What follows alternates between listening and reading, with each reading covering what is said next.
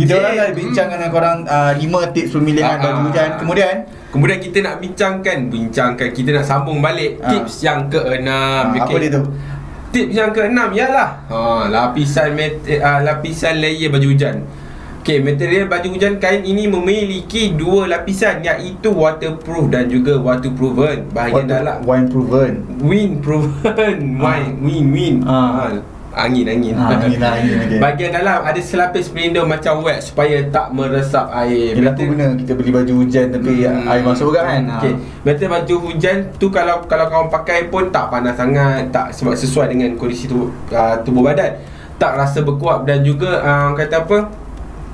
Time panas pun kata tak panas sangat. Time sejuk pun rasa okey je. Sebab dalam tu ada macam kain-kain macam jaring tau. Benda tu orang kata apa, bagi selesa kita selesa lah. Sebab kalau kita sentuh kulit kita, sentuh dengan apa PVC ni macam geli-geli lah. Ibarat macam kita apa, plastik ada kat tangan kan.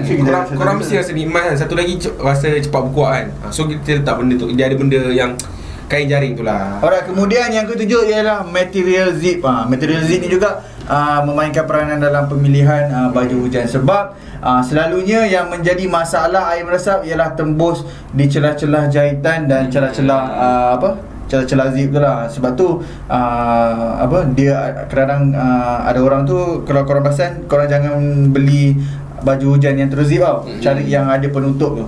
Okey, kalau macam satu lagi tip betul lama-lama kan, korang boleh letak lilin tau dekat zip tu. Sebab macam orang kata orang zaman dulu kalau letak lilin tu, dia macam bila kena air dia akan macam tak berminyak. Bila tak minyak dia tak campur sekali kan. Setiap kali kita nak pakai tu kita kena letak ke ataupun sekali je kita letak? Kalau boleh macam setiap kali nak pakai ke kan pun boleh, lagi bagus. Tapi boleh je kalau tak nak pakai, tak nak kan. Setiap kali hujan kan ambil lilin kan dah bakul buat. Tak adalah, kira macam sekali nak pakai tu lah. Maknanya setiap kali kita zip tu dah ada kata nak jimat duit kan, tak nak beli banyak-banyak tu kita petua untuk jimat bajet. Okey, lepas tu okey, lepas tu pilihan dalam baju hujan kenalah tengok kemampuan. Dan apa pun kita nak cakap pasal bajet kan hari ni. Sebab tu kita orang letak pilihan ni bawah-bawah sikit supaya sebelum korang memilih baju hujan ni, korang kena tahu juga kewangan korang juga. Sebab kalau kita beli mahal-mahal tapi sebenarnya kita tak mampu, dah buat apa kan. Tapi lebih baik mahal sedikit sebab kualiti dia terbaik. Sebab kalau korang perasan sebenarnya dekat luar tu ada je baju hujan yang harga dia dalam macam lebih kurang 10 atau 20 ringgit tau, tapi tak tahan lama. Tak tahan lama sekejap bagi orang. Kadang-kadang kalau macam kita, ini cerita pasal bermotor lah kan.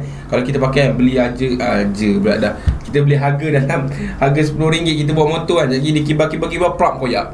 Bayangkan kalau kita dah beli, angin tu kuat tau.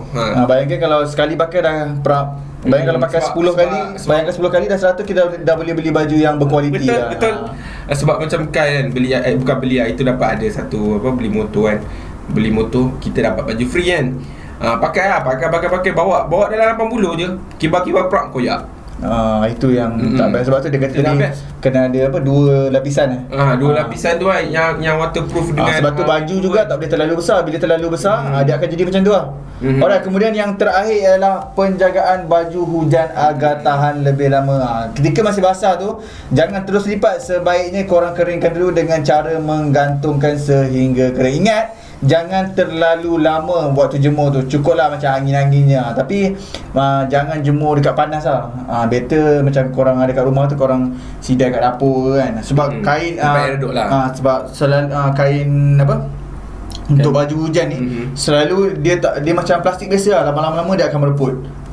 So maknanya bila korang dah kena hujan tu, jangan terus lipat terus masuk dalam beg. Korang jemurkan sekejap sebab dia senang kering. Kalau macam kain susah sikit nak reput kan. Tapi kalau macam benda-benda PVC ni macam kata senang nak reput lah. So maknanya sebenarnya kain baju hujan lah. Macam Iwan sendiri pun kalau lepas hujan pun sidai kat rumah pun tak adalah macam panas-panas, bagi besok dah kering dah. Benda tu sekejap je kering. Sebab kalau nak senang, korang lepas dah sidai tu lap pakai kain je. Lap pakai kain cepat dalam 10 minit atau 15 minit dah settle kering. Betul. Alright, selepas ni kita orang akan share dengan korang tentang harga pula. Ini yang korang tunggu sebenarnya kan.